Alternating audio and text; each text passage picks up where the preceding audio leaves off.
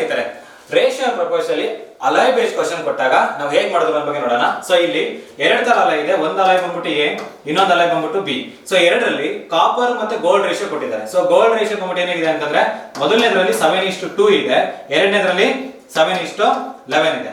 ಈಗ ಇದೆರಡನ್ನು ಮಿಕ್ಸ್ ಮಾಡಿ ನಮಗೆ ಸಿ ಅಲಾಯ್ನ ಫಾರ್ಮ್ ಮಾಡ್ತಾರೆ. ಸೊ ಇವಾಗ ಏನು ಅಂತಂದ್ರೆ ಎರಡನ್ನು ಈಕ್ವಲ್ ಆಗಿ ಮಿಕ್ಸ್ ಮಾಡಿದ್ದಾರೆ ಅಂತ ಹೇಳಿದ್ದಾರೆ, ಈಕ್ವಲ್ ರೇಷಿಯೋದಲ್ಲಿ. ಸೊ ಹಾಗಾಗಿ ನಾವು ಫಸ್ಟ್ ಟೋಟಲ್ ಕ್ವಾಂಟಿಟಿ ಎರಡನ್ನು ಈಕ್ವಲ್ ಮಾಡ್ಕೊಬೇಕು.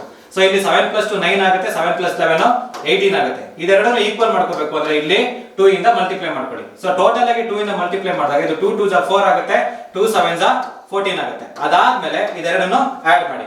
14 + 7 21 ಆಗುತ್ತೆ, ಮತ್ತೆ 4 + 11 15 ಆಗುತ್ತೆ. ಸೊ ಇದಾದ್ಮೇಲೆ ಡಿವೈಡೆಡ್ ಬೈ 3 ಮಾಡಿದ್ರೆ ನಮಗೆ ರೇಷಿಯೋ ಬಂದ್ಬಿಟ್ಟು 7:5 ಆಗುತ್ತೆ. ಅಂದ್ರೆ ಅಲಾಯ್ ಸಿ ಅಲ್ಲಿ ಗೋಲ್ಡ್ ಮತ್ತೆ ಕಾಪರ್ ರೇಷಿಯೋ ಬಂದ್ಬಿಟ್ಟು 7:5 ಅಂತ ಅರ್ಥ.